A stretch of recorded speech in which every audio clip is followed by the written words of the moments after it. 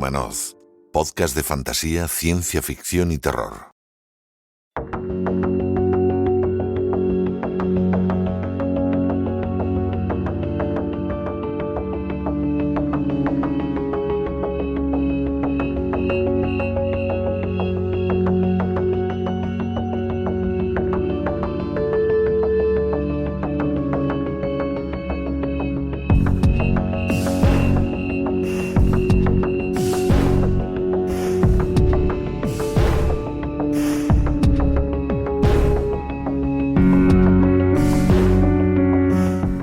Entramos en el tiempo de la tertulia de nuestro programa y vamos a hablar de un tema que hacía tiempo que me apetecía mucho traerlo aquí a Windhumanoz Podcast, y no solo por el tema, sino también por los dos invitados con los que vamos a hablar de él.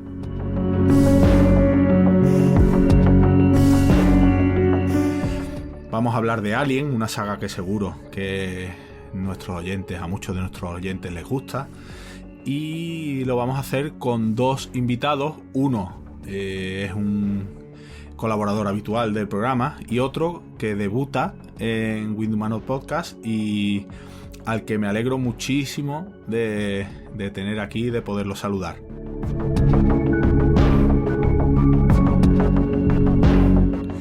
Voy a empezar por el debutante. José Apolo es músico, productor musical, es escritor, es una estrella del rock, como yo siempre le digo, y además es un fan de Alien, que además vais a comprobarlo, no solo por lo que sabe de esta saga, sino por algunos detalles que enseguida comentaremos y que os va a dar la clave de lo mucho que le gusta a José Apolo Alien.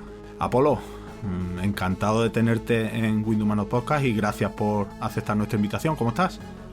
Encantadísimo de volver a compartir micrófono contigo, Ismael. Todo un placer y darte las gracias por contar conmigo para este programa. Ya había ganas, Ya había ganas de volver a compartir micrófono.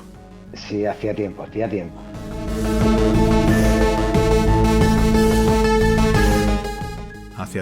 Pues nada, ahora mismo vamos a hablar de Alien, que nos encanta a los dos, y también a nuestro colaborador habitual, Marcos Rafael Cañas, que está con nosotros también para hablar de este tema, que como siempre se ha preparado a conciencia, nos ha pasado un guión con los puntos que quiere que tratemos, y bueno, siempre es un placer hablar con Marcos en nuestro programa. Marcos, ¿cómo estás? Bienvenido.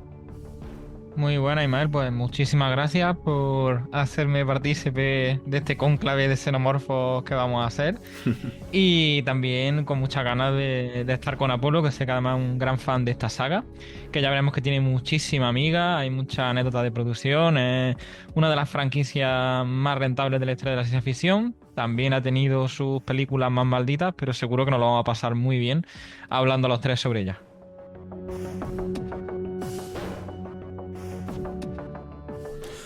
Bueno, en agosto se estrenó la última de las películas de la saga, Alien Romulus. No sé si fue el 15 de agosto, por ahí fue, ¿no? A mediados de agosto. Sí, en agosto. Exacto. Sí, aproximadamente. Y bueno, doy por hecho de que los tres la hemos visto. Correcto. Así que... Sí, claro.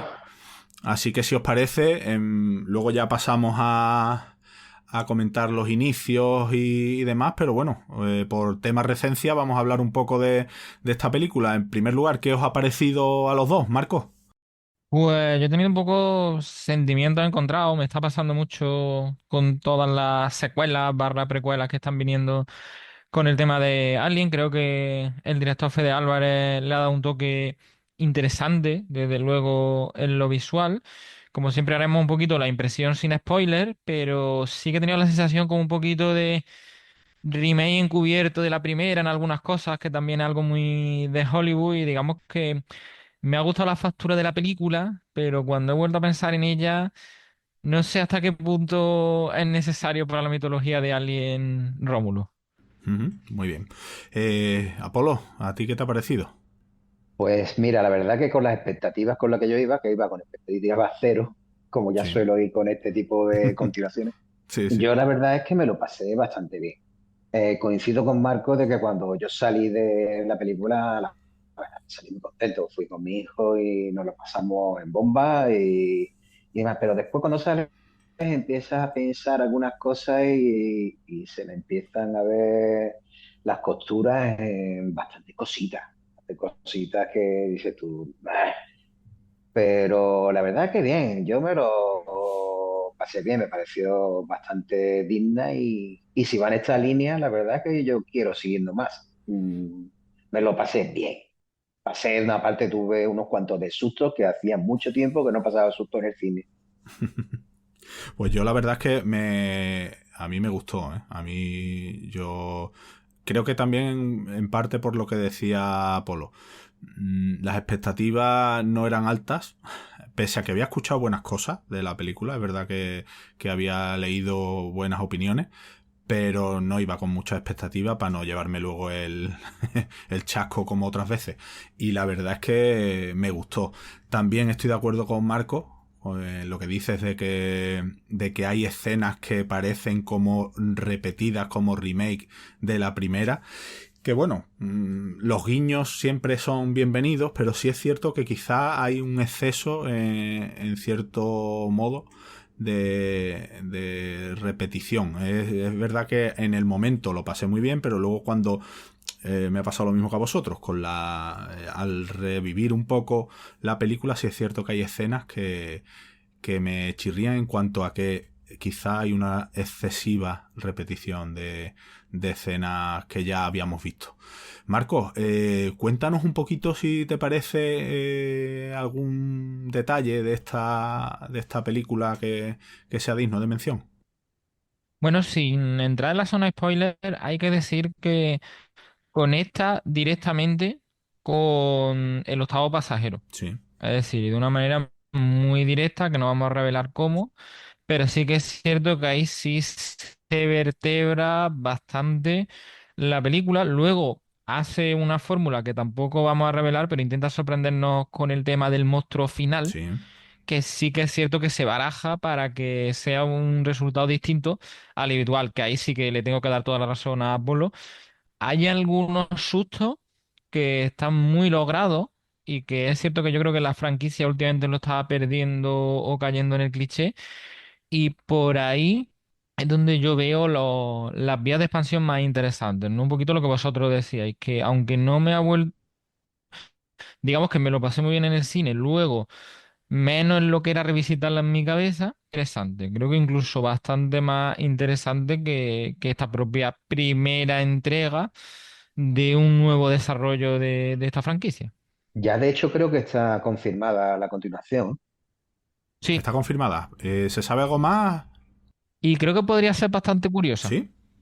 ¿Qué sabes que se pueda contar? No, no, Fede Álvarez pues, lo confirmó el otro día que va a continuar con la protagonista y el otro gran protagonista que quizás es mi personaje favorito de la película, que ahora mismo no recuerdo Andy, sí, Andy, sí, lleva razón. exacto. Es el mejor personaje con mucha A mí me diferencia. encantó personalmente.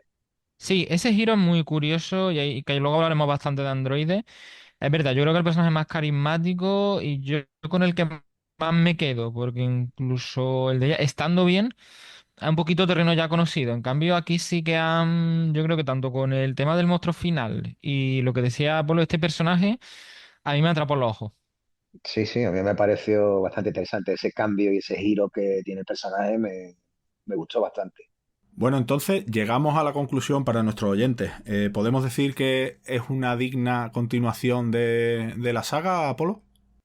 Hombre, sí, la verdad que la saga para mí como el resto, o sea, nunca va a llegar ya ninguna película que se acerque para mí a las dos primeras, porque es que las dos primeras se salen totalmente de la normalidad. Pero sí, yo la verdad que si me siguen dando cosas a este nivel, sí, ya te digo, con reservas, porque algunas cosas, aunque aquí seamos fan de la ciencia ficción, pero no la tenemos que creer. Y hay ciertas cosillas que no me las creo. Y es lo que me sacó a mí un poquito de la película. Pero sí, quiero más, quiero más. Vale, Marco. Pues estaría bastante de acuerdo con Apolo en cuanto a que una segunda parte me motivaría como espectador, sobre todo al repetir el director uruguayo, porque creo que sí que es cierto que hay una buena factura. Y pienso que a lo mejor una secuela podría hacer que este reflote tenga su propia personalidad y no quiera depender tanto de guiños al pasado del Nostromo. Así que eso, pensando que las dos primeras, como veremos dentro de un ratito, son insuperables, aquí puede haber un filón curioso.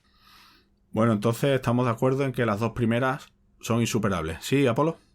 No, sí, yo quiero comentarte de que, por lo visto, noticia de hace un par de días, que también Ridley Scott pretende regresar a la franquicia, así que no sabemos por dónde puede ir los tiros. Ridley parece que no puede parar de hacer cine y de sus juguetes son sus juguetes. Pues nada, estaremos atentos a ver por dónde sale este hombre. De todas formas, ahora vamos a volver al pasado para hablar un poquito de esas dos películas que ya habéis apuntado que son irrepetibles. Y bueno, la primera, Alien el octavo pasajero, de, si no recuerdo mal, 1979. ¿Correcto? Exacto. Y bueno, Marcos, por ejemplo, una pequeña sinopsis, aquí ya verás, los spoilers casi que el que no la haya visto tiempo ha tenido, como suele decirse, ¿no? Sí, Cuéntanos. aquí sí han tenido un trechito. Hay que decir que estamos ante uno de los hitos de la ciencia ficción y que además fue una película ultra accidentada que comienza con un producto, no sé si de serie B o casi de serie Z, que era Dark Star, que fue una primera intentona de un por entonces muy joven John Carpenter y Dave O'Bannon, que aquí ya empiezan como a verse algunas ideas que tienen que ver con naves espaciales, con gente encerrada y con jugar un poquito con el género del terror metido en este territorio de alta tecnología, de vida en otros planetas, pero el producto no terminaba de cuajar, como que la idea estaba ahí y el propio Bannon se metió en una película no realista, pero que sabemos cómo suele de varios meses en esa intentona de adaptación de la obra de Frank Herbert, y Bannon un poquito se olvidó de aquella idea que tenía, huevos que explosionaban y una criatura muy poderosa y temible que daría mucho terror a los tripulantes del lugar, pero la película de alguna manera iba pasando por los estudios de Los Ángeles sin que nadie se atreviera a meterle realmente mano. Y esto llevó a que en colaboración con Ronald Shusett, que era alguien que había visto la película de Dark Star y se había quedado impresionado por el potencial que te podían tener tanto Bannon como Carpenter, pues empezaron ahí una sucesión de reescrituras de guión, donde también se meterían posteriormente los productores, que vamos, así que sea realmente complicado dirimir cuáles son las ideas que permanecieron añadieron. Lo que sí, una cosa que no sé si Apolo y tú sabéis, Ismael, es que en el libreto original estaba hecho a posta que los nombres de los tripulantes de lo que luego sería el Nostromo no se sabía si eran chicos o chicas, que eso está muy bien. Exacto. Curioso, tío. Sí, eso lo dejaron llegar a la libre elección de que quien lo dirigiera, porque al principio era O'Bannon el que quería dirigirlo. Lo que pasa es que como Justo. según iba creciendo el proyecto, iban necesitando más dinero, pues entonces ellos se iban quedando poco a poco más relegados. Y cuando ya empiezan con la productora Brandywine, bueno, ahí empiezan ya el choque de guionistas en el que por un lado están O'Bannon y Shasset y por otro lado están Giller y Walter Walter Hill, Hill. que además Walter Hill la quería dirigir y se estaba montando un pitote entre ellos que era increíble. Y Fue además personalidades muy fuertes, ¿verdad, Apolo? Bueno, sí, es que la verdad es que en esta saga yo creo que se ha juntado todo el mundo así, porque si empezamos con O'Bannon, que es un personaje, eh, Seguimos con Ridley Scott, que también con James Cameron, con David Fincher, metió carácter tela, ¿eh? Sí, sí, totalmente. Y además, hay que, como tú nos estabas apuntando, es que O'Bannon, después de meterse en el asunto de Jodorowsky, no solamente quería dirigirla, es que estaba casi al borde de la ruina en números rojos, porque como ese proyecto no había salido, es que este era, aparte del octavo pasajero, su último billete para intentar ya dar un salto dentro de la ciencia ficción. Sí, es su sitio de hecho porque George Lucas, que lo conocía de la época de la universidad, se conocía en el grupito de los barbudos que se llamaban ellos los barbudos, que le dio trabajo. De hecho, en Star Wars, todo lo que veis cuando van los cazas, las pantallas de los cazas, esos gráficos y todo eso, todos los hizo Bannon y le sirvió por lo menos para poder vivir, Exacto, y además, porque de Dune quedó en bancarrota, pero total. claro, como tanto, es que ese proyecto que Ismael y yo lo hablamos en un poco que hicimos sobre la franquicia de Dune, es que esa película arruinó, estuvo a punto de arruinar a mucha gente.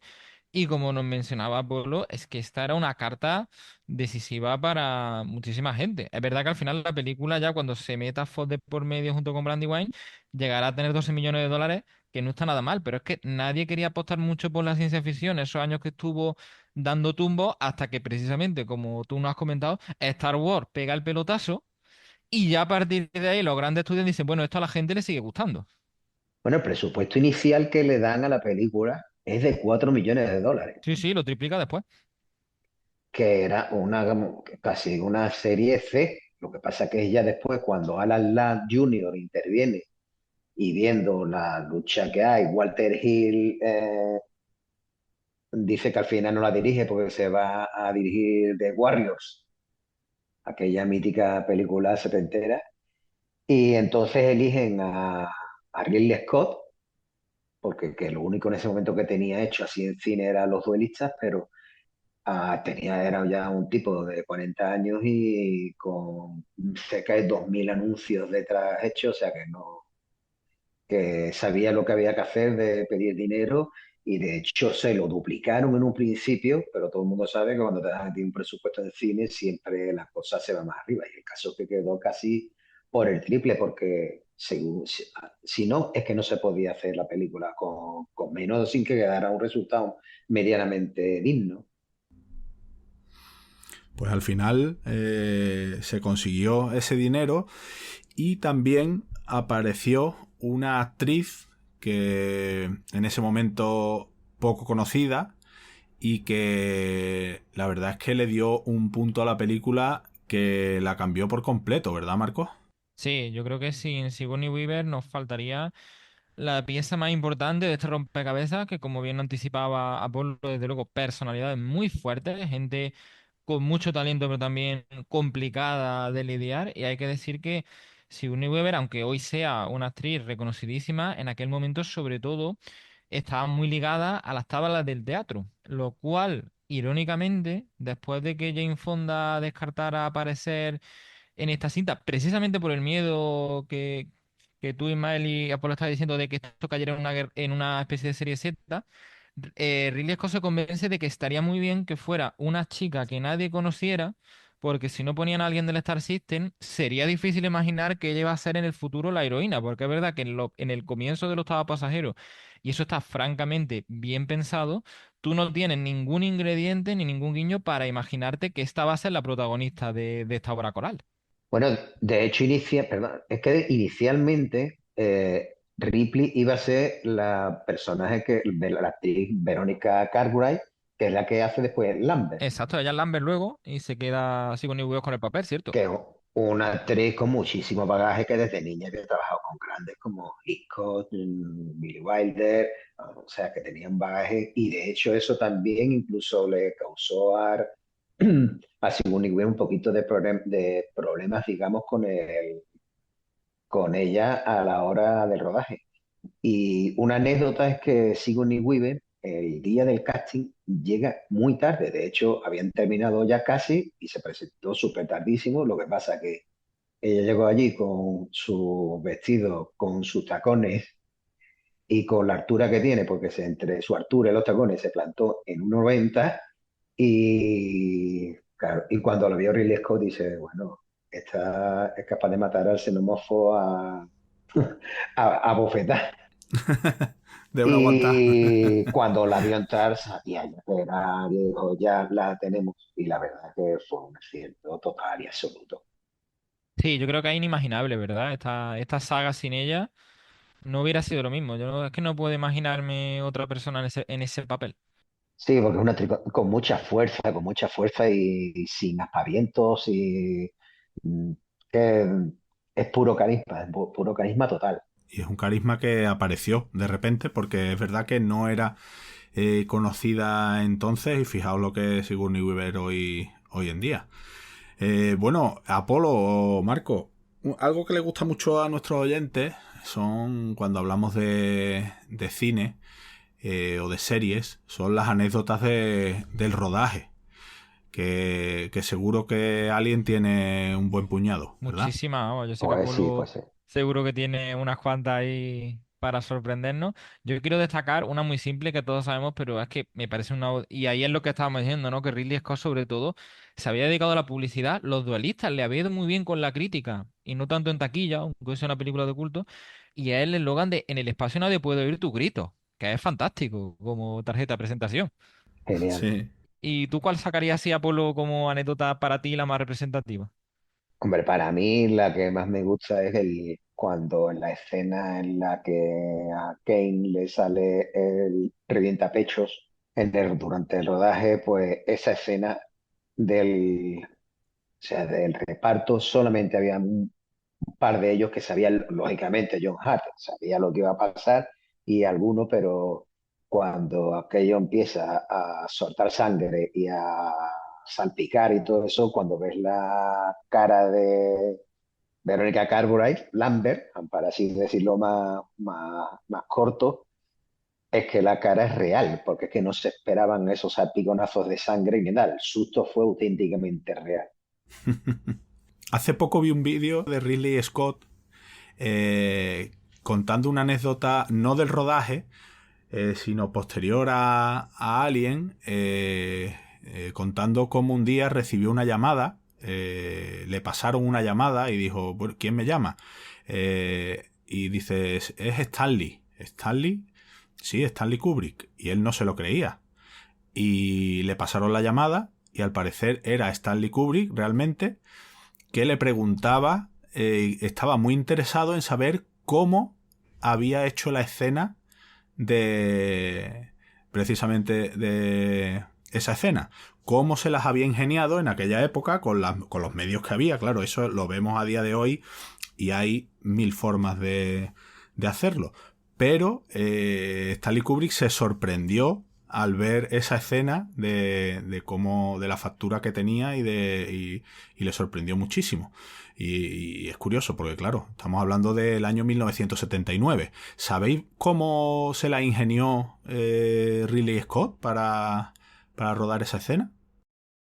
En esa escena, John Hart está, hay una parte de él, lógicamente, que está escondida debajo de la mesa y metiéndole allí toda clase de tripas y de cosas de estas de las que se iban de casquería, pues ahí así hacen como sale. Ahí de todas maneras hay una de las cosas que a día de hoy más te da un poco así el cante que es cuando sale, cuando ya sale el revientapechos, como se ve, se nota que va como si Por fuera unos rieles. Sí, por una guía, sí, sí, sí. por los rieles, exactamente. Ese es lo que a día de hoy, pero hay que entenderlo y hay que verlo desde el punto de vista que es una película del 79 y si tú estás en el cine viendo eso, estás realmente asustado y no te das cuenta, ¿no? Claro. ¿Vosotros recordáis, imagino, cuándo visteis Alien el octavo pasajero por primera vez? ¿Cuándo fue y qué recordáis de ese momento, Marcos? Pues yo recuerdo verla en VHS de Videoclub. Es cierto que además asusta, ¿eh? Es lo que habéis dicho. Yo creo que aunque hoy algunos efectos especiales puedan haber caducado un poquito por lógica, yo estaba aterrado en ese momento que al pobre John Hart le pasa eso y quería aprovechar lo que tú has dicho, Ismael, que no conocía esa anécdota, pero para Ridley Scott tuvo que ser un subidón porque él en todo momento en Alien tenía como su listón intelectual en 2001 Una Odisea en el espacio, que era como la película que él tenía como referencia a la hora de enfocar este género. O sea que imagino que estaría encantado de que Kubrick le diera ese piropo. Desde luego. Bueno, Marcos, antes nos ha contado Apolo su anécdota favorita del rodaje. ¿Nos puedes contar tú alguna? Pues a mí me gusta mucho que, además siempre lo hacemos nosotros, Ismael, lo de buscar un poquito las referencias literarias o en qué se basaron para el guión, que ya lo ha comentado Apolo muy bien, tuvo un montón de reescritura. Es muy difícil rastrear quién tiene tal idea, porque esto pasó por muchísimas manos, la de Walter Hill, la de Obano, la del propio Sasser, pero está claro que hay mucho del pool, de revistas como e-comics como Weird Fantasy, Weird Science, relatos cortos como el de Clifford de Punto Estima, El Enigma de Otro Mundo, y esa cultura un poquito de serie B norteamericana de la década de los 30 40 me encanta que esté tan presente en Alien, porque es cierto que muchas veces esos pool y esos magazines tenían, o esos cómics tenían ideas muy brillantes que quemaban antes de tiempo. Y yo creo que eso está aquí, que es como ya cocinarlo a fuego lento, y el octavo pasajero le da un subidón al género, ¿no? Es como esas ideas tan brillantes y tan rupturistas de la ciencia ficción, pero teniendo un reparto muy bueno y un cineasta del calibre de Ridley Scott. Bueno, en este punto creo que está bien que comentemos algo de nuestro invitado, José Apolo, porque nuestros oyentes creo que tendrán una idea más aproximada de qué significa esta saga para José Apolo, sabiendo que, por ejemplo, su nick en redes es el octavo pasajero, ¿verdad, Apolo? Sí, sí, soy un auténtico fricazo de hecho. Pero no solo eso, sino que tu grupo musical también tiene connotaciones de Alien, ¿verdad? Sí, de hecho nos llamamos Los Pasajeros y yo cuando hago ya de productor y remezclo a otro grupo o algo de eso, digamos que mi alias es Octavo Pasajero, siempre pongo el Octavo Pasajero Mix. Son mi, de hecho tengo mi tatu del facehugger en mi brazo con su 8 abrazando el 8. Ahora los oyentes entenderán mucho mejor porque te hemos invitado, no solo por tu conocimiento, que por supuesto es evidente, ya lo estás demostrando, que conoces a la perfección la saga, sino que lo has llevado incluso a tu vida personal y profesional esta pasión y nos encanta. Pues sí, porque es que me marcó muchísimo, la verdad, porque es que es una película, como estamos hablando de cuando la vimos, y evidentemente, aunque ya tenemos una edad, pero a mí no me dio tiempo de verla en el cine porque yo tenía 10 añitos cuando se estrenó y no era una película para verla en el cine. De hecho, yo creo que incluso vi, no sé si llegué a ver llegué a ver primero la segunda película, la de Alien el Regreso, que la primera, pero vamos, la primera la vi en videoclub, pero como la inmensa mayoría de nuestra generación, ¿no? Y me marcó, porque es que era algo totalmente nuevo. De hecho, se inaugura lo que es como el género del horror espacial, ¿no? Que se han hecho después muchas películas así de este tipo. De hecho, el otro día, por ejemplo, estuve revisionando la película Event Horizon, Sí. que es muy, también sí, es muy horror espacial. Mezcla otras cosas, ya mezcla temas sobrenatural y demás, pero pues ha dejado una semilla que después han retomado se han hecho muchísimas películas con esto que sembró Alien y los dos pasajeros. Y bueno, has citado la Que es lo que está segunda. hablando con Marco, que no debería ser el octavo, debería ser el noveno pasajero, pero vale. Exacto. Venga, Yo, venga, yo quería comentarlo, aprovechar para comentarlo del noveno preguntaros, pasajero. que lo comente Apolo y luego yo hago mi pregunta, que tengo una pregunta curiosa. Venga, Apolo. Pues que se nos olvida el gatito Jonesy. Eso es. Es verdad, es verdad que Era un pasajero más. era. De hecho, no sé si sabéis que existe un cómic de Jomsy, no sé si lo habéis Sí, visto. señor. Sí, señor. Ah, Sí, pues no, sí, no. sí, Marco, tú lo has visto, ¿verdad? Sí, es muy gracioso además, es todo muy sarcástico y es muy divertido. Creo que no está traducido, ¿no? No, yo lo he leído online. Yo lo he leído Sí, online y en inglés. sí, creo que no está traducido ni está publicado en nuestro país, pero sí que lo he visto, está en inglés y sí tiene, no lo he leído, pero sí he visto que existe y tiene pinta de ser bastante curioso. No sé, Marco, ¿qué nos puedes decir? Yo lo recomiendo mucho y además es como repasar la película desde la vista del gato y con mucha ironía, porque como que el pobre animal está diciendo, bueno, pero aquí qué está pasando esta gente, ¿por qué me está molestando? ¿Por qué me está molestando tanto? ¿Qué está pasando en esta nave? Y encima no lo cuentan como Bueno, pasajeros, la injusticia del cine, ¿qué vamos a hacer? y lo que acaba de comentar Marcos hablando de esta nave es que para mí, por ejemplo, la Nostromo es otro personaje más de la película. Ujú. Tiene su propia voz que es madre y también habría que ver también que el diseño de la nave no es tal como lo plantea así. Cuando empieza la película, la nave no es tan inmensísimamente grande. La auténtica Nostromo, a pesar de tener 225 metros, creo que era, pero es solamente la parte que aterriza en el planeta. Lo otro lleva cargando es una refinería, pero la nave en sí para mí es otro personaje más de la película. Pues Lo es, lo es.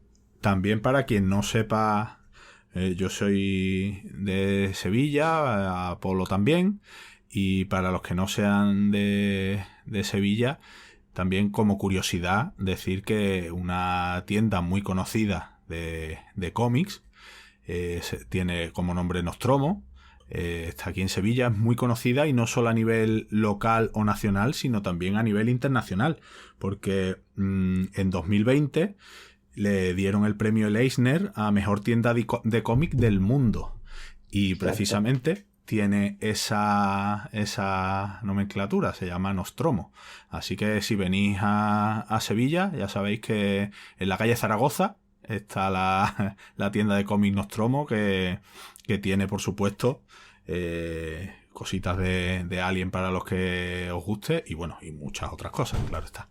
Bueno, comentabas antes, Apolo, hiciste un apunte ya sobre la segunda parte, que crees recordar que viste primero la segunda que Alien el octavo pasajero.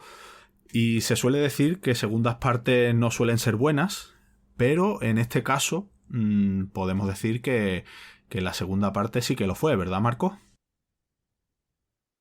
Absolutamente. Yo creo que solamente si hacemos luego el juego este del pop, no se discute.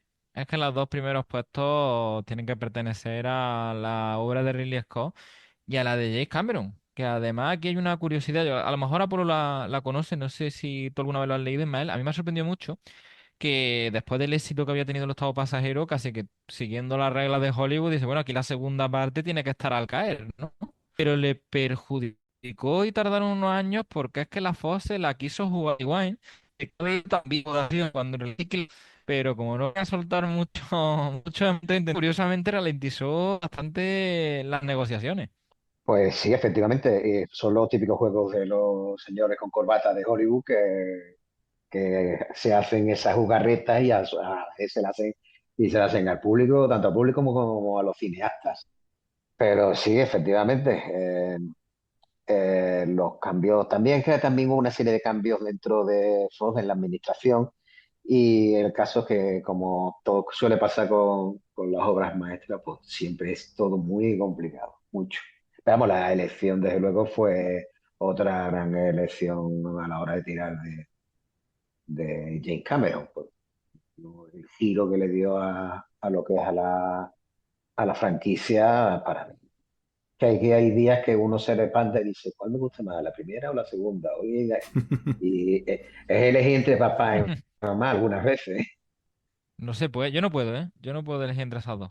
Bueno, luego haremos, si os parece, Marco lo sabe, que normalmente hacemos un pequeño ranking de las películas de las sagas que tratamos Y bueno, en este caso los dos primeros puestos están claros. Lo que os vaya a tener que pensar a lo mejor un poco son el siguiente. Vamos a decir 3, porque tampoco... O 5, como queráis. Bueno, luego lo vemos. Apolo, cuéntanos un poco la sinopsis de esta segunda parte de Alien. Pues ha pasado 40 años de hipersueño de Ripley, cuando llega, la recoge en una estación espacial y se encuentra que han pasado 40 años y ahora la compañía Weyland-Yutani pretende regresar allí al planeta porque la colonia que se había establecido allí pues deja de hacer transmisiones. ¿Y qué hacemos? Pues mandamos allí a los marines espaciales y a Ripley como asesora.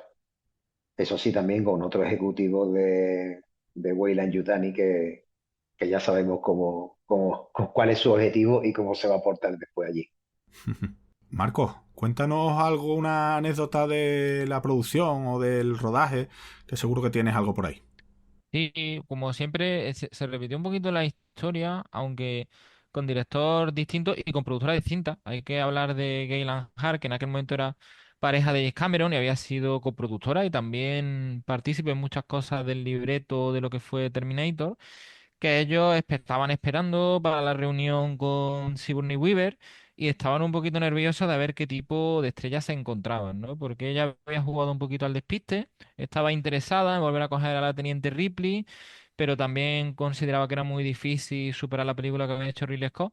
Y de estas tonterías, ¿no? Pero que como todos, cuando está en la sala de espera, empieza a hacerte tus cábalas, Cameron le comentó a Galen Hart que si Sigourney Weaver aparecía con tacones altos, pues sería una personalidad muy soberbia, porque ella de por sí es muy alta y como que querría imponer su ritmo en las negociaciones, y que si venía pues en zapatillas o en algo que no lo resaltara, que en el fondo era una persona insegura, tal, y cuando se encontraron a Sigourney Weaver, pues venía maravillosa y estupenda y con tacón medio. O sea, era como que les dejó ya claro que ella iba preparada para estar justo en la virtud aristotélica, ¿no? Por decirlo del punto medio. Y jugaron muy bien con una situación que era que ellos no iban a usar a nadie para Ripley que no fuera Sigourney Weaver, pero que el libreto que tenían podía derivar, el que nos estaba contando Apolo, a prescindir de Ripley y centrarse en una especie de cuerpo de marines que estaban allí. Era un poquito como poner los dientes largos. Por un lado, no iban a tocar el personaje si no estaba la actriz que la encarnaba, pero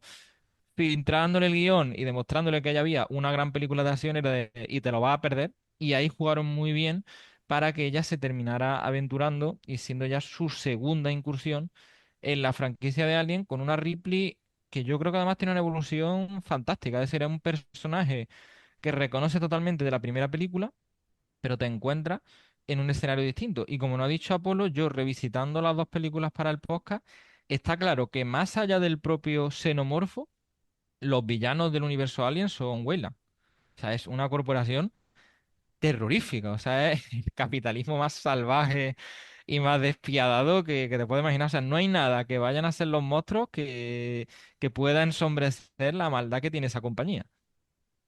Es que en esta saga se ponen también sobre la mesa varios temas que parece que son así subyacentes, pero son importantes porque de hecho está peligros de la inteligencia artificial. Hablamos de Ash, madre Uf, e es Iván, Bilbo, es Ian Holm. Iván preparados. Ahí está problemas, digamos, sociales y laborales. En la primera película están los dos curritos que son los dos que trabajan en los niveles de abajo, que siempre están con reivindicaciones salariales y demás. Y después está el tema de la super mega compañía, ¿verdad? Que sin escrúpulos algunos y que tocan tantos palos y aquí querían un ser para la división de armas biológicas. O sea, estamos ya en ese nivel.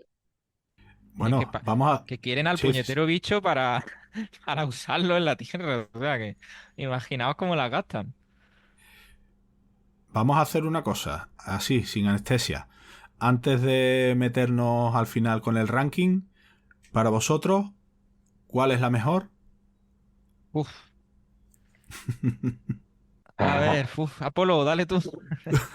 Venga, yo me voy a quedar con Alien el octavo pasajero Muy bien. hoy. Mañana, a lo mejor. Pues yo hoy me voy a quedar con Aliens, pero por una décima, vamos. Esto es como en los exámenes. Por 9,8, 9,7, vamos. Es mínima la diferencia. Sí, pero es lo que decía Apolo antes. Esto es como a quien quieres más, papá, mamá. Son dos peliculones, son dos obras maestras y la verdad es que es Esto muy es difícil. como, esto es como con el Padrino uno y el Padrino 2. ¿Cuál es mejor de las dos? ¡Wow! Ay. Claro. La La tercera ya lo última que haya tenemos visto, claro. la última que haya visto, digo, pues, y he hecho Alien, ¿cómo fue? La última que vi para el podcast, digo, pues ya está, pues Alien. Vale, pues esas dos imprescindibles 100%. Pero vamos a pasar al año 1992, después de las dos primeras que dejaron el listón tan alto. Llegó David Fincher con Alien 3. Marcos, cuéntanos un poquito, porque creo que también Fincher tuvo algún que otro problema con el montaje, tuvo problemas que no hicieron, que hicieron que el producto no fuera realmente el que él quería que fuera, ¿verdad? Sí, yo de hecho además, en la edición de Blu-ray que viene el montaje que Fincher hubiera querido, sin estar a la altura de las dos anteriores, para mí Alien 3 sube bastante entero. Es decir, yo creo que la visión de Fincher, que aquí era un debutante absoluto, luego se confirmó como uno de los mejores directores de su generación, pero le costó bastante y lo pasó muy mal porque, claro, estaba trabajando con una gallina de los huevos de oro, que como estabais comentando vosotros antes, pues veníamos de James Cameron y de Ridley Scott, nada menos, y era todo un reto, pero él lo cierto es que empezó la película muy entusiasmado y progresivamente avanzaba, se fue encontrando con un auténtico problema. De todas maneras, yo a Alien 3 sí que le reconozco que por lo menos nos lleva por derroteros distintos.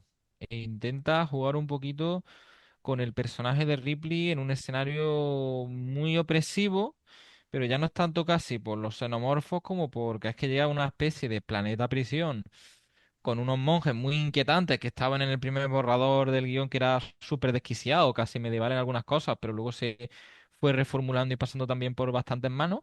Y hay que reconocer que yo creo que el carisma de Sigourney Weaver, que además aquí también un poquito Teniente O'Neill, con un rapado de pelo, que fue además una condición de David Fincher que le hizo a Sigourney Weaver ganar $1 millón extra por raparse el pelo, que lleva a que sea una película, yo la veo curiosa dentro de la franquicia. El montaje que se estrenó en cine no me gusta particularmente, pero lo que ya podía ser un poquito retocar Fincher, por lo menos tiene personalidad la cinta. Apolo, ¿cuál es tu opinión ya después de salir de esas dos maravillas? Alien 3, ¿qué supuso para ti? A ver, para mí tiene un montón de problemas. Lo primero es que el guión, aquí entra todo el mundo en el guión. Fox entra aquí, mete en varios guiones. El primer proyecto que hay se imagina, es una historia, un William Gibson, que es un guionista, que Ripley y Hicks, porque ahí Hicks sigue vivo, lidian en una guerra entre humanos y alienígenas en una estación de espacial. Eso por ahí, esa idea fue descartada por el estudio. Después se buscó otro guión se desarrollaba en un planeta maderero, habitado por esos por monjes, como después se hizo ya en la prisión. Y finalmente eso se pasó a la prisión.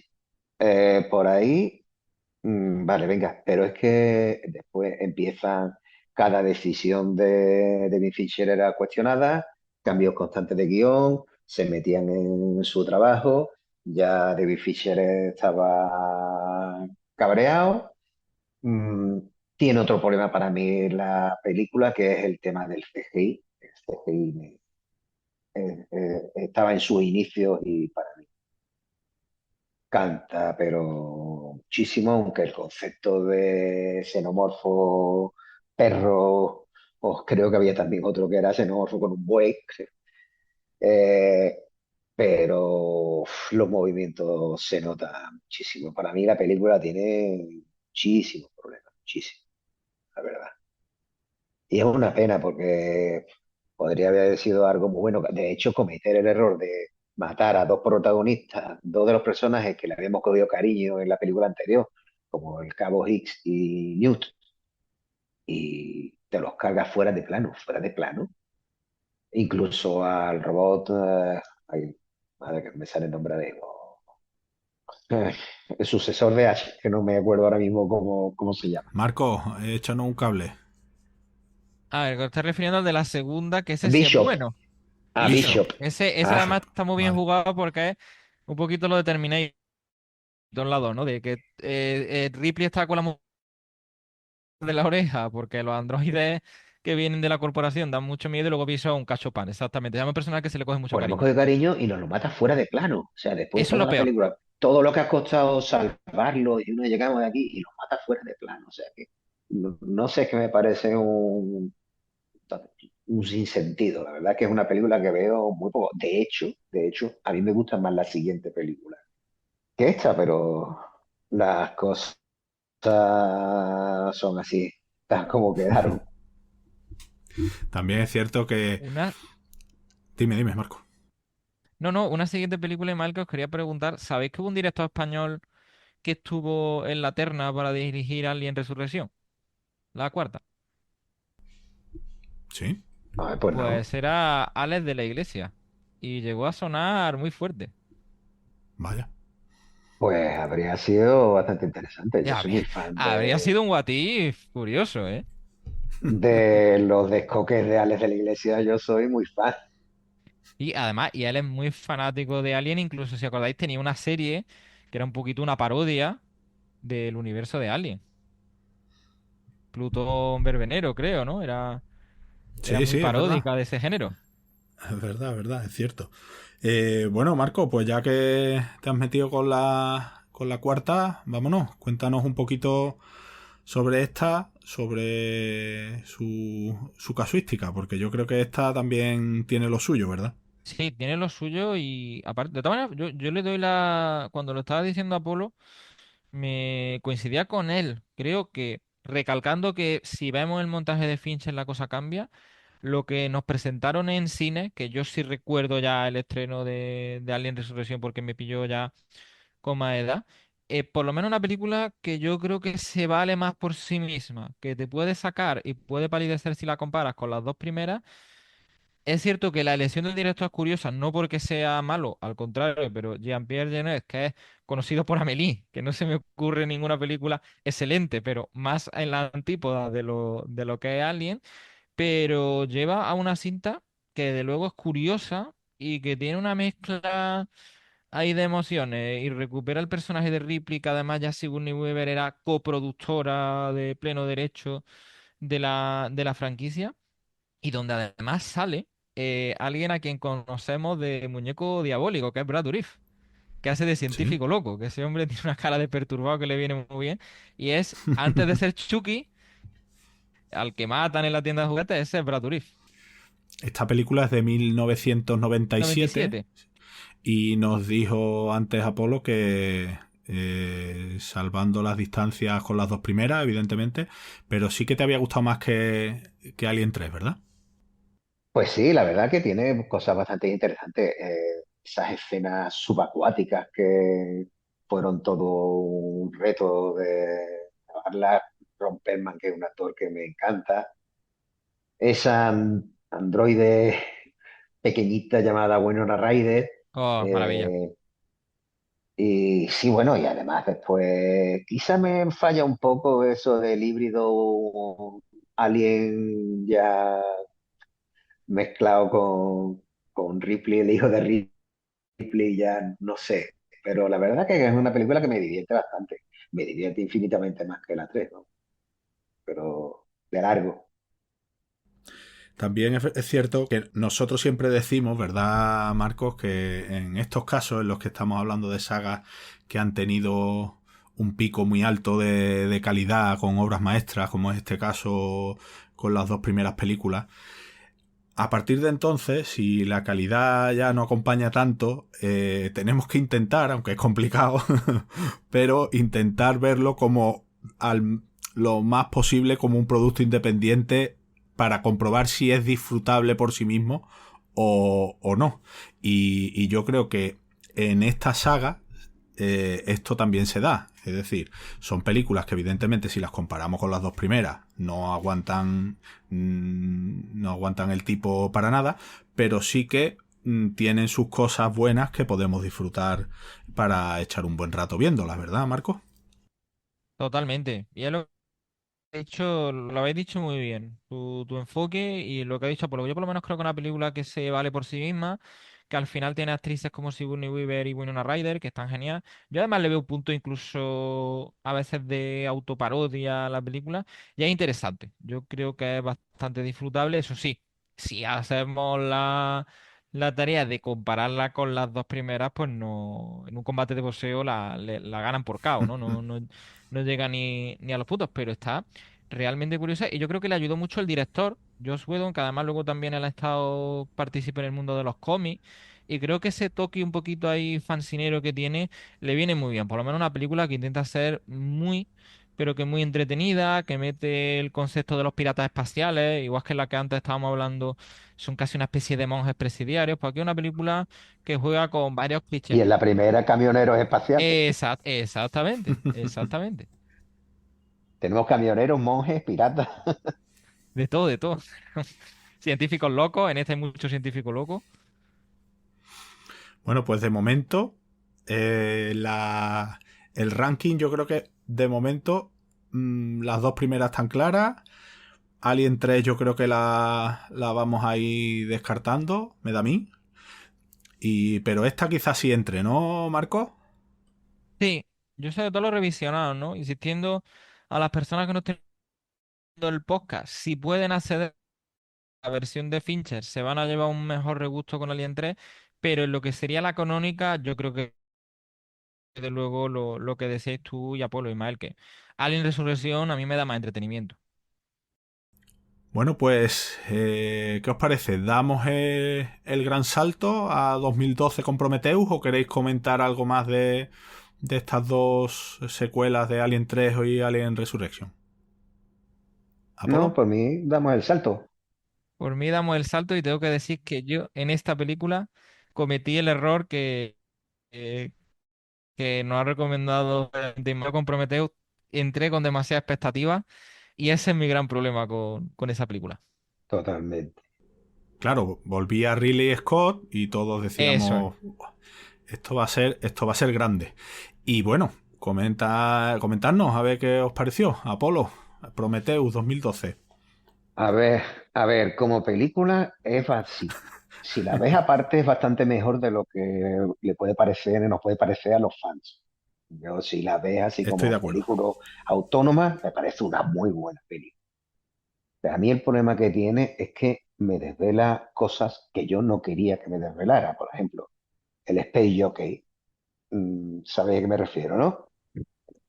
Sí, sí, El sí. piloto de la nave. O sea, yo no quería saber nada sobre él, quería tener esa magia de que era ese ser que un extraterrestre, pero resulta que era un traje lo que llevaba encima.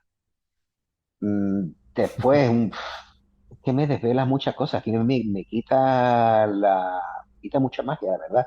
Yo no quería saber de dónde venían los xenomorfos, para mí era una raza extraterrestre y ya está.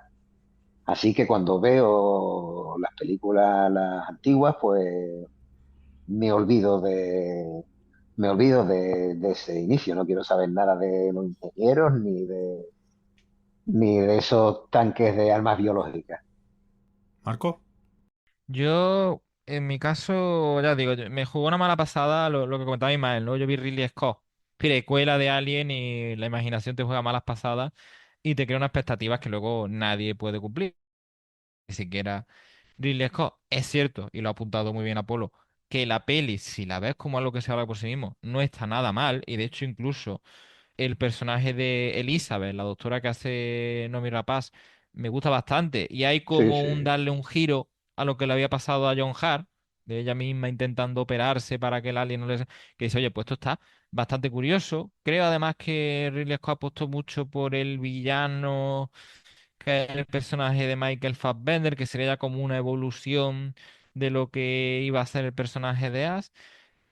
Pero claro, es que habéis dado en la tecla. Yo creo que se revelaron cosas que estaban muy bien en las brumas del misterio. Que si fuera una peli de ciencia ficción que intentara emular a alguien, diría, pues está muy bien, pues tiene mucha gracia.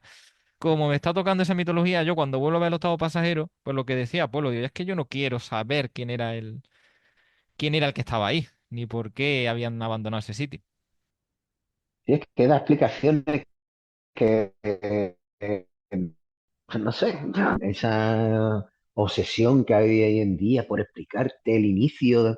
No, no, deja que la saga crezca y no. O sea, a mí personalmente es que viendo lo que es una buena película, ¿eh? Si la ves a nivel independiente, es buena película con un reparto buenísimo. Idris Elba, Charlize Theron, Michael Fassbender, Noomi Rapace, pero en el debe le pongo que me desvela cosas que te queda y dice, pero bueno, perdona, esto que no quería saberlo. Me olvido ahora mismo. Marcos, el fandom, los seguidores de la saga de Alien, ¿cómo acogieron a Prometheus? Porque imagino que sus buenos palos se llevaría, ¿no? Sí, unos palos donde yo puede que incluso en 2012 en alguna cosa me uniera, hoy matizaría mucho la postura, lo que habéis dicho. Una cosa es entenderla como película aparte, otra dentro de la franquicia, que ahí yo estoy totalmente con Apolo. Creo que me mete por uno, me revela unas cosas que yo no quiero que me revelen. Y sobre todo, eso no tiene por qué estar mal, por qué estar mal. Tú puedes hacer un año uno de cualquier saga, de cualquier personaje, pero tienes que hilar muy fino. Y yo además algunas cosas las veo forzadas, lo que ha dicho, como una obsesión por explicar, no tanto jugar a hacer una precuela que yo vea algún guiño y luego los personajes vayan por otros derroteros, sino que es muy dependiente de que todas las piezas le encajen. Y a Ridley Scott le cayeron bastantes palos. Está considerado ahí uno de los momentos menos afortunados de su extensa trayectoria. Pero es cierto que ya estaba anunciado, bueno, que iba a ser una trilogía. Y como hemos dicho, con el personaje de Michael Fassbender, que además es un androide que homenajea al David de Miguel Ángel. Es como el niño bonito creado por Weyland Yutani, ¿no? Y que lleva y deja a cualquier otro de los androides que hemos tenido en la franquicia como nenes de pecho. O sea, este sí que es malo y este sí que tiene unos objetivos que a veces incluso se te escapan. O sea, es que hace una perrería a la tripulación impresionante. De hecho, Bueno, y 5 años después, él porque crea los estamos hablando... xenomorfos. Sí, perdona, Marcos. Sí, Apolo. que eso también sentó mal. Sí, que de El hecho de, es que no queremos saber de dónde vienen los él aliens. diseña, es que está a nivel, sí, a nivel filosófico y eso estaba, la película tenía su profundidad. Bueno, ya decía, creo que me estoy metiendo incluso un poco más también en la siguiente, ¿no? Pero, buah, no sé, lo siento, no puedo, a mí me pueden. Pues nada, vamos a pegar el saltito de 2012 a 2017. Alien Covenant. Y bueno, Marcos, coméntanos porque y no sé si habría que hacer como una especie de aparte con estas dos películas respecto al resto de la saga, ¿no? Yo creo que aquí se cumple lo que nos estaba explicando Apolo del tema de regular quitarte a un personaje carismático y ya, si lo haces fuera de cámara y en Alien Covenant, que hay que completarla con un pequeño corto que dirigió Ridley Scott, que es de Crossing, que son 3 minutitos, de Noomi Rapace y Michael Fassbender, aquí con uno de esos personajes, con la doctora Elizabeth Pasa, que era un personaje que yo creo que era de lo más salvable de Prometeo y que te llegaba a interesar por ella, porque es una científica, pero no es Ripley, porque tiene una dimensión religiosa, espiritual que Ripley nunca tuvo, o sea, que, que son dos personajes femeninos fuertes, pero que no tienen mucho que ver entre sí, lo cual está muy bien. Y aquí desaparece y el que nos lo cuenta es David. No nos cuadra mucho su versión, pero lo que decía Apolo y lo que Ismael y yo hemos hablado también cuando nos metieron el tema de Terminator. Tú puedes tocar a iconos de la ciencia ficción, pero si te vas a cargar alguno tienes que tener mucho cuidado con la manera de hacerlo. Y desde luego apostar porque sea fuera de cámara y luego meter otra tripulación donde se repiten algunas cosas. Hay un androide bueno, un androide malo, que los dos son Michael Fassbender y tal. A mí una peli que me saca mucho. Igual que Prometeo veo que se puede valer y gana mucho, como habéis comentado, si te olvidas del octavo pasajero de Alien.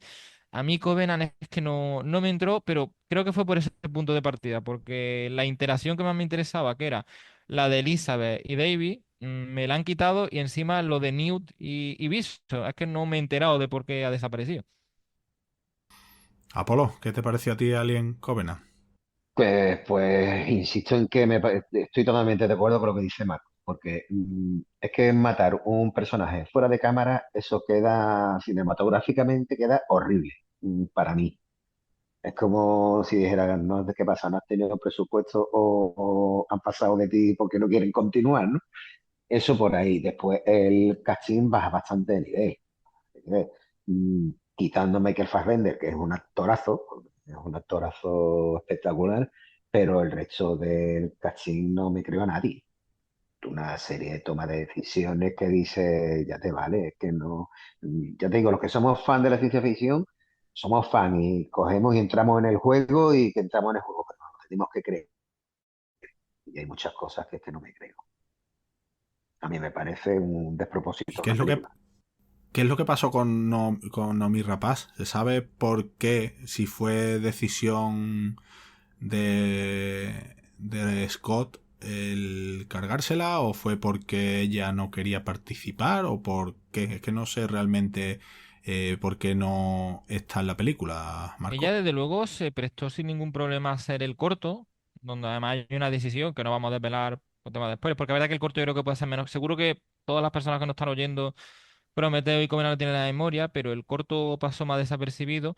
Elizabeth toma una decisión un poco inquietante, pero yo creo que ella estaba dispuesta a una decisión de guión y yo creo que la apuesta era que David se fuera convirtiendo como en el supervillano de la franquicia, lo que no ha contado Apolo, ¿no? De el creador de los Alien, que yo creo que si ese personaje hubiera derivado en un gran antagonista, eso es como coger al personaje de Ash en el octavo pasajero, que está muy bien, pero potenciarlo al máximo, todavía más inteligente, con mejor planta, con mejor apariencia, más manipulador.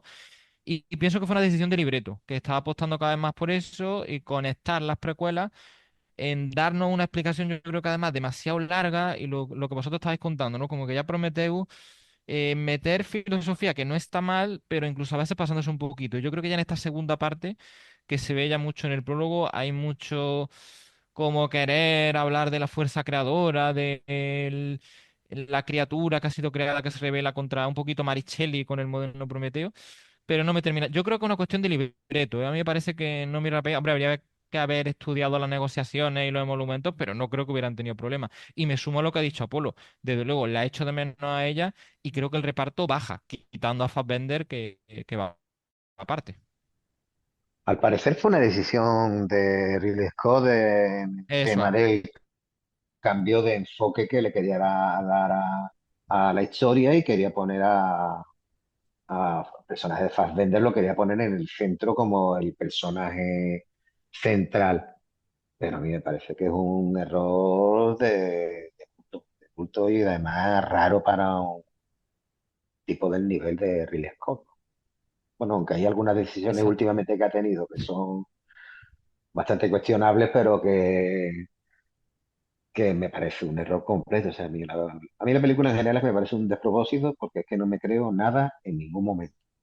Mm, coincido. Película de ponerte con el WhatsApp de vez en cuando con el móvil y... De no echarle mucha cuenta, de Sí, tenerla sí. de fondo, ¿no? Bueno, pues después de hablar un poquito de la saga canónica, digamos, vamos a hablar también de una franquicia, Marcos, que tú, imagino que tú también, Apolo, también la habrás seguido, que es ese crossover Alien contra Predator, que son dos películas, si Dos. no recuerdo mal. Y bueno, Marcos, coméntanos un poco, así para ya ir terminando, qué es lo que te parecen estas dos películas. Y ahora vamos a hablar también un poco de otros formatos en los que han aparecido Vale, yo los reconozco aliens. que la primera de Alien contra Predator, ahí sí jugó a mi favor lo contrario de Prometheus. Como no tenía mucha expectativa y pensaba que lo que quería hacer en los estudios era explotar, que tenían el sello de las dos franquicias, pues me resultó una película de serie B, pero muy entretenida. Y era ver a dos monstruos muy icónicos zurrándose con la humanidad de por medio. Y no me pareció mal dentro de lo que es. Y la segunda parte fue la que sí que ya me pareció que era un despropósito y además que no le va a pedir uno a Alien Predator 2 un argumento bien hilvanado como lo de Dave O'Bannon, lo que hemos estado hablando de con mucha reescritura, pero por lo menos algo con más criterio. Y ya la segunda parte no me extraña que no hicieran más porque el chicle estaba muy acabado, muy acabado. La primera me parece divertida dentro de lo que es. Apolo, ¿a ti qué te parecen? ¿Las has visto las dos, Sí, imagino? bueno, para mí solamente existe una.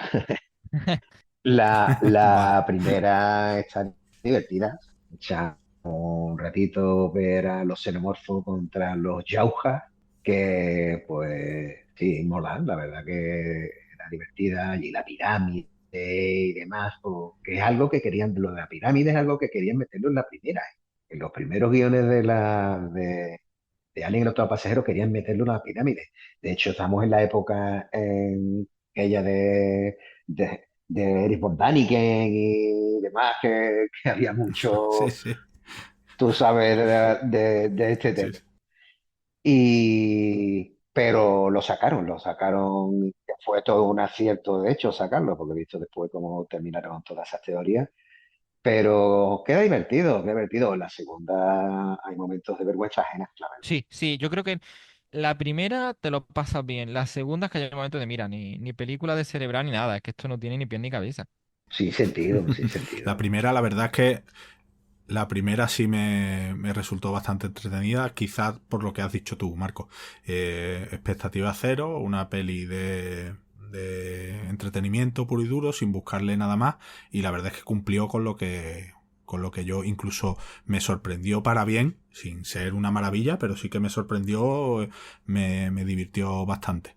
Y la segunda está claro, tenemos los tres la misma opinión y creo que es la opinión generalizada porque de hecho ahí quedó, ya no se ha vuelto a hacer ninguna más. Marcos, también en cómic han aparecido los aliens, de hecho hay también algún crossover bastante Sí, curioso, se ¿verdad? han cruzado con Superman y con el propio Batman. Hay que decir que Alien ha tenido mucha relación con el tema del cómic de calidad dispar. Vamos a hacer un pequeño resumencillo porque son muchas décadas. Vamos a ir solamente así un poquito a lo más puntero. Hay que decir que a mí uno Sí. de los que más me gusta fue la adaptación de la primera película que hicieron Archie Goodwin y Walter Simonson, que eran dos de los mejores artistas que había en ese momento en Marvel y está muy bien catalogado por el fandom. Es como muy canónica y capta perfectamente la esencia del film de Ridley Scott. Luego hubo unos años bajo el sello de Dark Horse que están muy bien y sobre todo se destaca que en aquellos años los cómics sí que se atrevieron a una cosa que todavía en las películas no hemos visto, que es que el problema de los xenomorfos llegue al propio planeta Tierra. Y eso está bastante llamativo.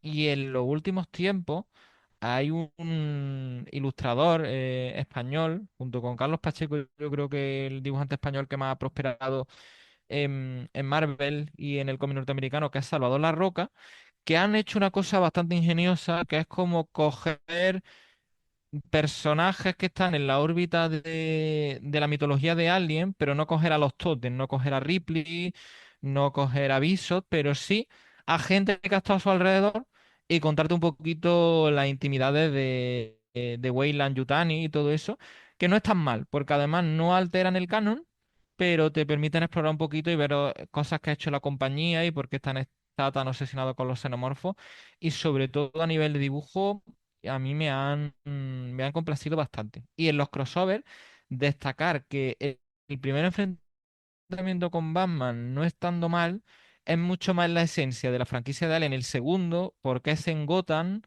y es mucho más oscuro y es más la ansiedad de que haya una criatura de ese tipo en la ciudad del héroe.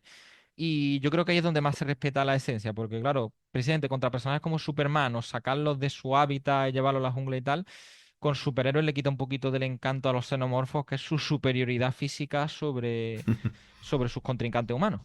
Pues ahí tenemos unos buenos consejos, como siempre, recomendaciones de Marcos. Apolo, tú aparte de las películas, ¿has sido o eres consumidor de Alien en otros formatos, ya sea, no sé, videojuegos, cómics o incluso hay, creo recordar, si no me equivoco, Marcos, Sí, un juego de muy rol interesante. Y también, estaba que es con el tema de Newt, bastante... de la niña que rescata a Ripley, y yo lo he jugado, es muy gracioso. Sí. Ujú. Apolo, ¿tú has consumido algo relacionado con Alien más allá de las películas? Yo de cómics reconozco que es una asignatura pendiente que tengo con eso. Algún día me pillaré algún ómnibus de esto de que me venga una buena serie. Y del otro formato, yo recuerdo que cuando tenía una PlayStation 2, madre mía, la PlayStation 2 que se pasaba. Tenía yo un juego Sí. de Alien que sí, la verdad, me lo pasaba bien ahí matando xenomorfos. Pues yo recuerdo, no sé si vosotros habréis jugado, pero yo recuerdo, dices tú la Play 2 que hace muchos años, pues yo te voy a hablar del Spectrum. Así que échale años ahí. Spectrum 128K de cinta. Y recuerdo el juego de Alien porque fue bastante innovador. Verás, no era gran cosa porque imagínate, los gráficos y demás no daban para mucho en aquella época. Pero sí recuerdo que fue bastante innovador porque podías manejar a todos los Anda, pasajeros, es verdad. a todos los personajes. Podías ir cambiando de personaje. Cuando uno estaba en peligro te saltaba una alarma para que fueras a manejarlo porque si no podía caer. Y la perspectiva en primera persona, yo recuerdo que ese juego, para la época, lo que era en ese momento, estaba bastante conseguido. A mí me gustó mucho. Pero claro, estamos hablando de, pues, probablemente finales de los 80 sería. No recuerdo exactamente qué año, pero por ahí era. Y bueno, si os parece ya para terminar, Marco, siempre solemos hacer dos cosas. Primero el ranking, que vamos a completarlo, aunque ya sabemos los dos ganadores. Y luego algunas cositas para saber más de la saga.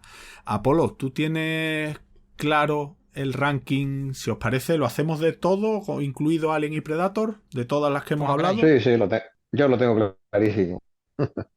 Venga, pues Apolo.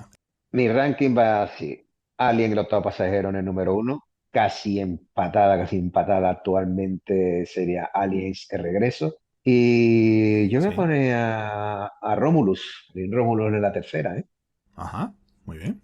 Me parece perfecto. Pues mira, esa es algo más para decirle a los oyentes, un apunte más para que animarlos a que la vean, porque la verdad es que sí que es muy interesante la película. Marco, las dos primeras ya la tenemos. ¿Cuál sería tu tercer puesto? Pues mi tercer puesto va a ser Alien Resurrection, que creo que cuando lo he revisitado para el podcast, lo que hemos dicho, una peli que se vale por sí misma y tiene además yo creo que un reparto francamente interesante.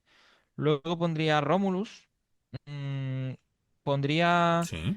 la de Alien 3, matizando siempre que sería el montaje de Fincher, no el que se estrenó en cine. Y luego ya iríamos bajando, pues pondría Prometheus, desde luego antes que Covenant. Pero es que creo que pondría incluso la primera de Alien contra Predator antes que Covenant. Y la última Sí. sería Alien Predator 2, porque eso sí que no había por dónde cogerlo.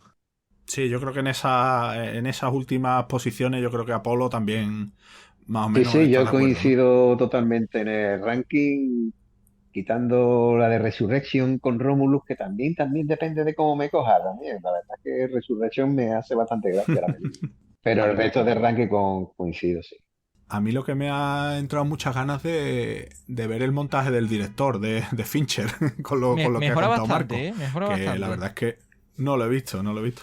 Pues nada, Marcos, para terminar ya, cuéntanos algunas publicaciones que haya por ahí para saber más de esta franquicia. Pues hay que decir que a nivel de castellano no nos podemos quejar los fans de Alien, sobre todo con el aniversario. Notorious Ediciones sacó un librito muy espectacular, centrado sobre todo en la primera película, pero también hacen incursiones en las secuelas, que además es una edición preciosa. Luego, no podemos pasar sin mencionar el monográfico que le dedicó J.W. Rinsler a Aliens, que además es un libro de estos de tapa de cubierta dura, de gran tamaño, que tiene muchas fotografías del rodaje y muchísimas anécdotas, que es una lectura imprescindible para todos los que les guste esa fabulosa secuela. Y hay que hablar también de Jorge Fonte, que es el autor por Ediciones Cátedra de un libro sobre Ridley Scott, donde se dan muchos datos de, sobre todo, Alien el octavo pasajero. Y explica muy bien lo que nos decía Polo, ¿no? Esos problemas de un rodaje tan legendario, el propio carácter de Scott, su choque con Dave O'Bannon, y está realmente bien. Y el último es una virguería, pero hay que, sobre todo porque es que es muy bonita la edición, de Ian Nathan, una edición facsímil que tiene muchísimas recreaciones de borradores, de originales. Ya sabemos que alrededor de Alien ha habido diseñadores como Ron Koff, como Giger, que era ese artista suizo clave a la hora de concebir la versión final del monstruo. Moebius también fue uno de los nombres barajados y el libro es delicioso, sobre todo porque está plagado de extras y puedes sacar los pósteres y verlos. Y lo recomiendo mucho, sobre todo para los que sean fetichistas de ese tipo de cosas, de películas míticas. No puede faltar en la estantería. Bueno, la verdad es que me parece imperdonable y creo que no debemos de terminar esta tertulia sin mencionar precisamente a artistas que acabas de citar. Porque es verdad que nos hemos centrado en las películas, en la producción, en la calidad de las películas, en las historias, en otros formatos. Pero bueno, Giger, ¿qué me decís de este hombre? Apolo. Pues Giger, que afortunadamente fue de los que se salvaron de ese proyecto también de Dune, de Jodorowsky, y que para mí parece un genio, que un genio del que no quisiera estar ni 5 segundos dentro de su mente, porque lo que sale de esa mente no era normal. No sé si, para que lo sepan los oyentes, el diseño del xenomorfo está basado en unos dibujos de Giger, de varios, digamos, modelos que hizo, que está el Necronon 4 y el Necronon 5, y de ahí pues se fusionaron en lo que es en el xenomorfo que todos conocemos. Lo que pasa que el que tenía unas connotaciones sexuales tremendas. Digamos que lo que era la cola del alien que hemos conocido no estaba detrás, estaba delante. Y por supuesto, eso Fox no lo permitió. Pero Giger, todo un personaje. Y no solamente el xenomorfo, eso, sino también lo que es las Sí, sí, toda construcciones, su obra. pero digo dentro en el contexto de la película, lo que son todas las estructuras de los pasillos, como la criatura, digamos que talla esas formas tan extrañas en las que mm, todo, a mí me parece un tipo genial. Marcos, ¿qué opinión tienes tú de este hombre? Que por cierto, en Suiza está el Museo Giger, que conozco gente que ha estado allí y no sé si vosotros habéis tenido la suerte de ir y por lo visto es bastante impresionante, porque es que la obra de este hombre lo es. Marcos, ¿tú qué opinión, qué te parece toda esta iconografía que creó Giger para Alien? Pues lo ha aplicado a la perfección Apolo. Yo solamente voy a añadir lo que dijo Ridley Scott cuando le presentó primera vez esa ilustración, dijo de o se han terminado todos nuestros problemas a la hora de diseñar el monstruo o acaban de comenzar. Era como que los dibujos le dejaron también un poquito tocado. O sea que sí, es genial y muy tenebroso también, lo habéis explicado súper bien. Y no conocía lo de, pues si algún día nos dejamos caer por Suiza, habrá que ir. Sí, sí, claro. Sí, hay un museo allí dedicado a él. Bueno, yo creo que también hay dos Pero que personas. esa mente tiene que ser curiosa, ¿eh? Sí, yo creo que hay dos personas también que nos hemos olvidado de citar aquí, que son, te lo digo por lo que a mí me toca como músico, que son las bandas sonoras de las dos primeras películas, que son Goldsmith, ¿no? Claro geniales, que sí. de Jerry Adelante. Goldsmith y de James Horner, que, que son magníficas, a pesar de que a Jerry Goldsmith le hicieron una jugarreta que fue increíble, porque después le respetaron muy poca música de la que había compuesto, porque Ridley Scott se empeñó en que quería solamente la música era el zumbido de los motores de la Nostromo, pero lo que son la música inicial, la del aterrizaje y el tema final, parece genial. Y, y la de Jim Horner le da un toque épico que es increíble.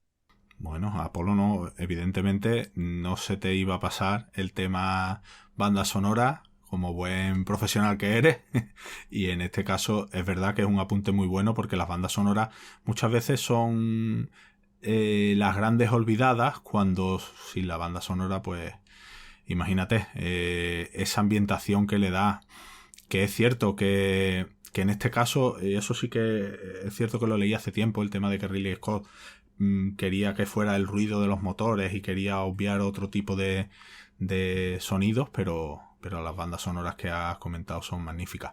Marco, ¿algo más para terminar? Nada, sumarme a lo de que la banda sonora es imprescindible, sobre todo en las dos primeras películas, porque Sí, son ultra icónicas y no tendríamos la misma sensación. Lo único, va, volver a reivindicar, que hemos hablado mucho de ella, pero volver a decirlo, ¿no? De la importancia que ha tenido Ripley en la mitología de la ciencia ficción y aunque ha tenido una carrera extraordinaria, yo creo que es el primer personaje que nos viene con Sigourney Weaver, ¿no?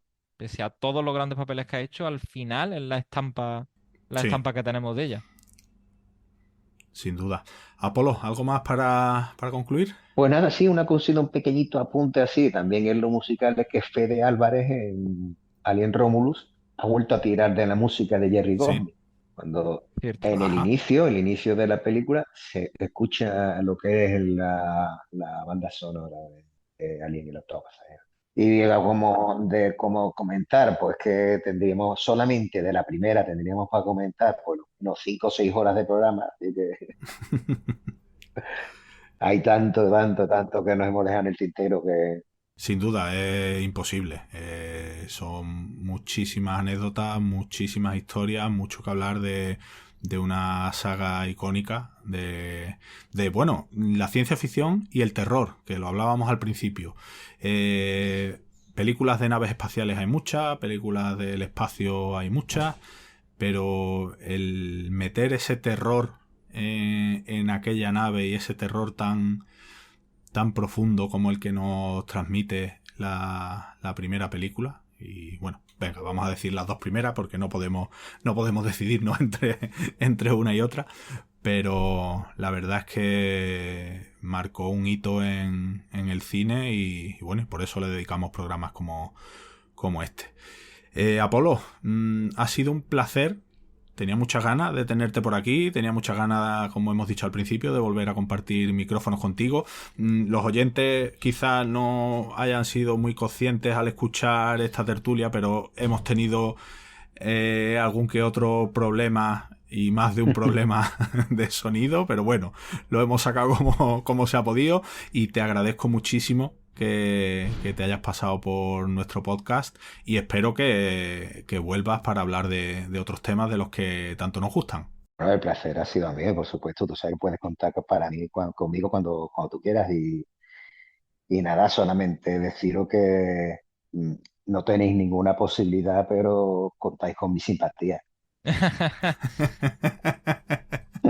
Bueno, Marco, te agradezco igualmente, como siempre, el que te hayas pasado por Windowmano Podcast, que siempre es un placer escucharte y que nos des esos apuntes de sabiduría de tanta saga. Yo creo que ya, yo he perdido la cuenta ya de los temas de los que hemos hablado ya en el podcast contigo, tanto de extras como dentro de los programas regulares.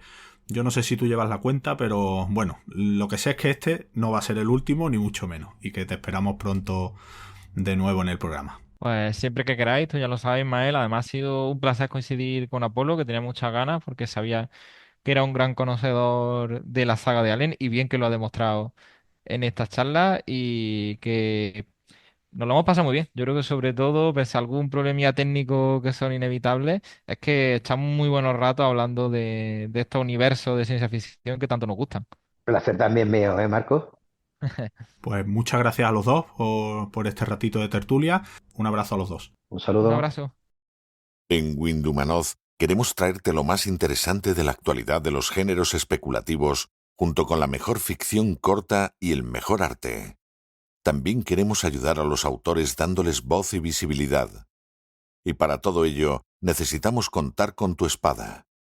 Visita patreon.com/Windhumanoz, echa un vistazo a nuestras recompensas y considera unirte al grupo de amigos que apoyan este proyecto.